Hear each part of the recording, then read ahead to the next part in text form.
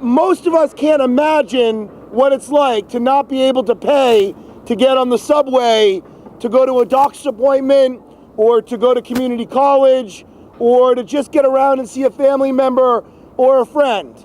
But there are 800,000 New Yorkers who are living in poverty who would qualify for fair fares, which would be very, very meaningful for them. It's been calculated that they would save $726 a year if this was implemented. $726 a year is the ability to pay for childcare. It's the ability to pay for college textbooks. It could be a month's rent for someone. So it is very, very, very meaningful. This is not just about, people say, are you subsidizing the MTA? This is not about handing out money to the MTA. It's giving a hand up to New York City's poor.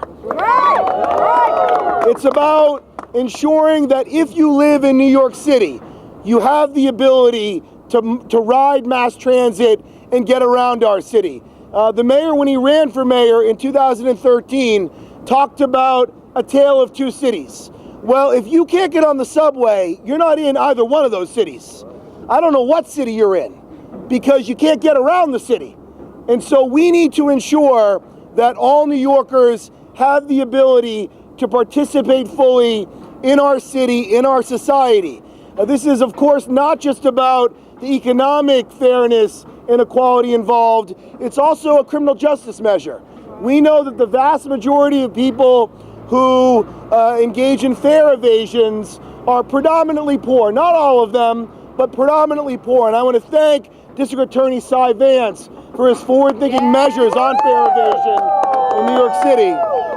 So we are here today because the council is fully committed to making this a major cornerstone and pillar of our negotiations from now into the executive budget through the adopted budget, and saying the city should not wait on Albany to pass a millionaire's tax.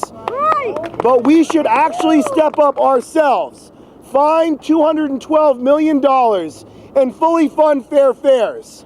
The city's budget this past year, and I'm sure the comptroller will talk about this, has grown from $86 billion, with a B, $86 billion last year, projected to be up to $88.5 billion in this upcoming fiscal year. We are spending enormous sums of money on building homeless shelters. We are spending enormous sums of money on all sorts of programs that are good programs. But if you want a bang for the buck, if you want to impact 800,000 New Yorkers in a meaningful way, if you want to put $726 in their pockets to help their kids, the best, easiest, fastest way to do that is to implement and pass fair fares.